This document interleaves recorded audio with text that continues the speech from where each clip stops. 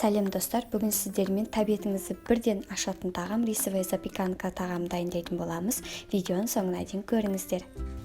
Ең алдымен осындай ыдысқа күрішті суға салып пісіріп аламыз. Бұл Redmond ыдысы, немесе басқа ыдысқа салып қайнатып ала берсеңіз болады. Үстіне суды құйғаннан кейін саусақпен тексеріп көріңіз, 1,5 сантиметрдей суға еніп тұру керек. Сонда күрішіңіз езіліп кетпейді, қатты да болып қалмайды. Сосын үстіне 1 қасық тұз салып пісіріп аласыздар. Сосын пиязды майдалап турап аламыз.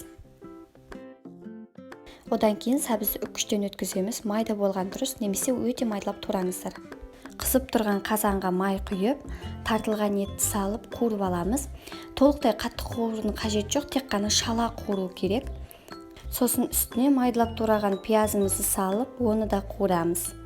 1-2 минуттай қуырса жетеді.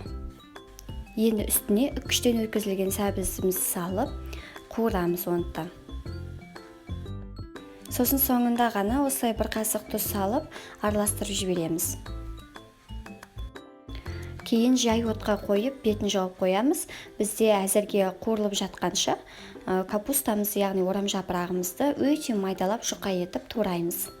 Міне дайын болған орам жапырағымызды қазанға май құйып, оны біріншідегідей қуырып аламыз. Ал бірінші салмаларыңызды бөлек ыдысқа салып алыңыздар. Капустаны 10 минут шамасында қуыру керек, өйткені ол сәбізге қарағанда қатты болғандықтан оны кішкене жұмсартып қуыру керек. Міне көріп тұрғандарыңызды, пышақтың ұшы оңай кіру керек. Салмаларымыз дайын, осындай жеке-жеке ыдыста тұрған дұрыс. Табамызға пергамент қағазын салып, бетін майлап аламыз. Өйткені бірінші күрішті салатын болғандықтан ол бізде жабысып қалуы мүмкін. Пергамент қағаз болмаса, асын жақсылап майлайсыздар. Күрішті саламыз. Күрішті салғанда барлығын бірден емес, тек жартысын салыңыздар. Тіпті 60%-ын сәл кішкене көбірек салсаңыздар да болады. Өйткені барлық салмақ астына түскендіктен күріш көбірек болған дұрыс. Осылай қасықпен үстінен басып, біркелкі етіп тегістейміз. Енді үстіне екінші салмамызды саламыз. Менде мұнда тартылған ет, немесе капуста салсаңыздар да болады, міндетті емес.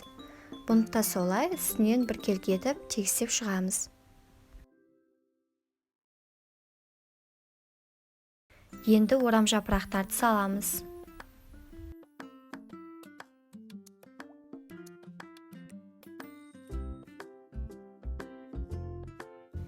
Енді қалған күрішімізді салып, бетіне біркелкі етіп тегістеп шығамыз. Бірдей болу керек. Достар, тағы бір ескерту, әр салманы салатын кезде міндетті түрде дәмін, яғни тұзын көріп алыңыздар.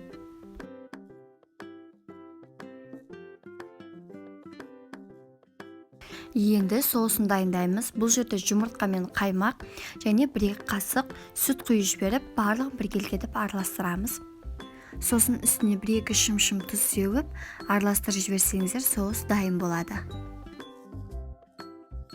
Енді соусты құямыз. Соусты қасықпен біркелкі етіп, жайлап құйған дұрыс. Бірден құйып жіберсеңіздер, жан-жағына дұрыс бармай қалады. Сондықтан жай-жай тамақтың барлығына сіңдіріп, толықтай асықпай соусты құйыңыздар.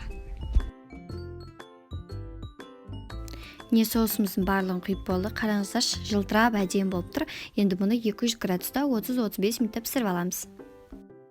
Запеканка дайын болғанша сырды осылай үккіштен өткізіп, майда етіп дайындап қоямыз. Запеканкамыз пісті. Енді осының бетіне үккіштен өткізілген сырды себеміз. Бетіне аскөк себеміз. Сосын бұны пешке тағы 5 минутқа жібереміз. Бізге тек ірімшігі сәл ғана ерісе болды. Қатты көп тұрса ірімшігі қатып қалады. Тағамыз дайын болды. Көрінісі сондай әдемі, аскөктің өзі әдемі бет беріп тұр, ал иісі мұрны жарып барады. Егер сізге бұл тағам ұнаған болса, лайк басып пікір қалдыруды ұмытпаңыз. Сіздермен бірге болған Үрбіш Әмірқызы.